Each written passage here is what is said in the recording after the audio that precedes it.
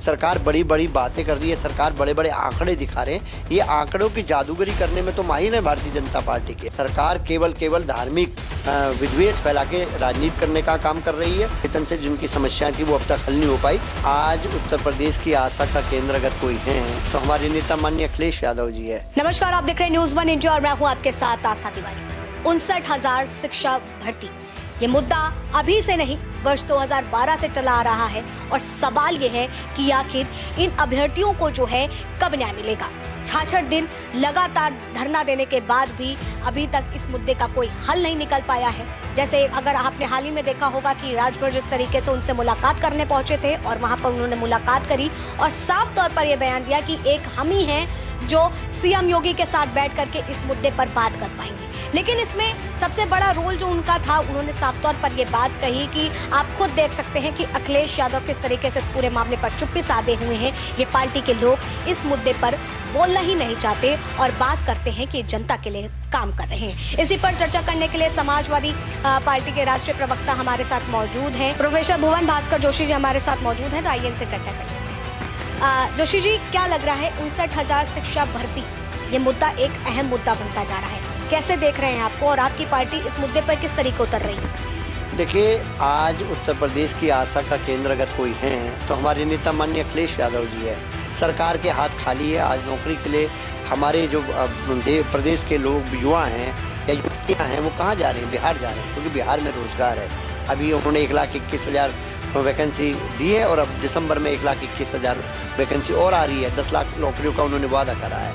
हमारे यहाँ तो नौकरियों के नाम पर क्या है आपको सबको पता है क्या स्थिति है। और आज ये लोग लगातार धरने पर बैठे हैं। माननीय अभी हमारे नेता माननीय अखिलेश यादव जी चेन्नई गए हुए थे। अब चेन्नई आके उन लोगों से मिलने का काम करेंगे। हम लोग निश्चित तौर पे उन युवाओं के साथ हैं जो नौकरी के लिए दर दर भटकने का काम कर रहे हैं और दर दर धरना दे रहे हैं अपने नौकरियों से संबंधित। और चाहे 112 की बेटियों, मैं आपके साथ सवाल से जोड़ना चाहता हूँ, हम लोग उत्तर प्रदेश में उन 112 की उन बेटियों के साथ है जिनको वेतन से संबंधित जो विसंगतियाँ अब तक दूर नहीं हो पाई, वेतन से जिनकी समस्याएँ थी वो अब तक हल नहीं हो पाई। सरकार बिल्कुल बैकफुट पर है। सरकार केवल धार्मिक विद्वेष फैला के राजनीति करने का काम कर रही है, लोगों को आपस में बांटने का काम कर रही है। सरकार के रोजगार के लिए हाथ खाली है। लेकिन अगर इस मुद्दे पर बात की जाए जोशी जी, तो ये वर्ष 2012 से मुद्दा चला आ रहा है। उस दरमियान अगर देखा जाए तो सपा सरकार सत्ता में थी, लेकिन उसके बाद जब भर्ती के निकलते हैं 2018 में, लेकिन उसके बाद भी जो है चीज़ें नहीं दी जाती हैं, भर्तियां नहीं होती हैं। तो यहाँ पर जो 66 दिन लगातार वो धरना देते रहे, अब उसके बाद ये लोग फिर से मांग उठा रहे हैं, तो आखिर आपकी पार्टी इस मुद्दे पर क्यों चुप्पी साधे रहती है? आखिर क्यों नहीं बोलती? हम बहुत जिम्मेदारी से बताना चाहते हैं कि हम लोग उनके साथ हैं और माननीय अखिलेश यादव जी उनसे मिलेंगे भी, हमारे कार्यकर्ता नेता भी मिलेंगे और लगातार हम लोगों ने उन लोगों को ताकत देने का काम करा जो अपने रोजगार की लड़ाई को लड़ने का काम करते हैं। आपको बताना चाहता हूँ, एक लैपटॉप जो हमने वितरित किए थे वो कोरोना काल में लोगों के रोजगार का साधन बने। इससे पता चलता है कि माननीय अखिलेश यादव जी का विजन युवाओं के प्रति कितना अच्छा है। वो लोगों को लैपटॉप देने का काम करते हैं। और आज प्रदेश का क्या माहौल है? नफरत की राजनीति से पूरे प्रदेश में आपस में लोगों को बांटने का एक उन्होंने बिल्कुल। ये बताइए, लैपटॉप या टैबलेट बांटने से क्या चीज़ें सही हो सकती हैं?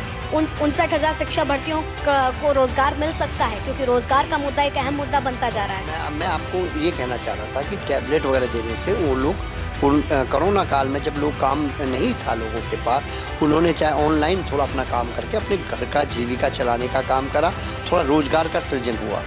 लेकिन आज क्या स्थिति है? आज आप ही बता रही है। देखिए कितने समय से वो लोग बैठे हुए हैं, धरने पे बैठे हुए हैं, लेकिन सरकार के कान में जू नहीं लग रही। सरकार बड़ी बड़ी बातें कर रही है, सरकार बड़े बड़े आंकड़े दिखा रहे हैं। ये आंकड़ों की जादूगरी करने में तो माहिर है भारतीय जनता पार्टी के लोग, लेकिन धरातल पर रिजल्ट जीरो।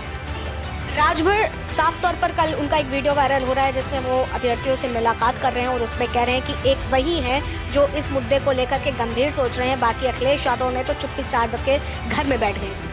कि राजभर जी पे हम कोई टिप्पणी इसलिए नहीं करते हैं, सुबह क्या कह दें, दोपहर में क्या कह दें, शाम को क्या कह दें, उनका कोई स्थायित्व तो नहीं है, इसलिए उन पर टिप्पणी मैं कभी नहीं करता।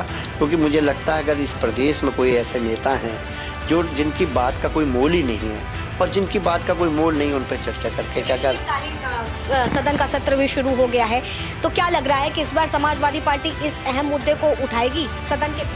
बिल्कुल हम लोग उठाएंगे 112 की बहनों को। ये जो शिक्षा का हमारे लोग हैं, इनकी मांगों को लेकर हम लोग लड़ेंगे, लेकिन सरकार क्वेश्चन से बच रही है। सरकार ने केवल 4 दिन का शीतकालीन सत्र बुलाया है, जिसमें से एक दिन आज जो हमारे एक विधायक थे, मतलब भारतीय जनता पार्टी के एक विधायक थे, उनकी डेथ होने के बाद आज केवल औपचारिकता मौन व्रत से ये खत्म हो जाएगा, यानी कि 3 दिन काम हो पाएगा। ये सरकार सदन इसलिए नहीं चला रही है कि सरकार विपक्ष के सवालों से घबराई हुई है, जनता का बहुत दबाव है, काम कुछ हो नहीं पा रहा। सरकार का लॉ एंड ऑर्डर, एडमिनिस्ट्रेशन, रोजगार, युवाओं का, किसानों का, मजदूरों का, सब मामले में सरकार नकारा साबित हो। तो देखिए, हमारे साथ प्रोफेसर भुवन भास्कर जोशी जी मौजूद थे, जिन्होंने साफ तौर पर बताया कि 59,000 शिक्षा भर्ती को लेकर के जो राजभर जी का बयान था, उस पर पलटवार करते हुए उन्होंने बात बोली है कि आने वाला जो समय है और जो सदन है, सदन के भीतर हम ये मुद्दा उठाएंगे भी और 59,000 शिक्षा भर्तियों के लिए जो बंद पड़ेगा वो करेंगे भी। फिलहाल अब तक के लिए आप बने रहे न्यूज़ वन इंडिया पर। कैमरा पर्सन अनिश के साथ आस्था तिवारी।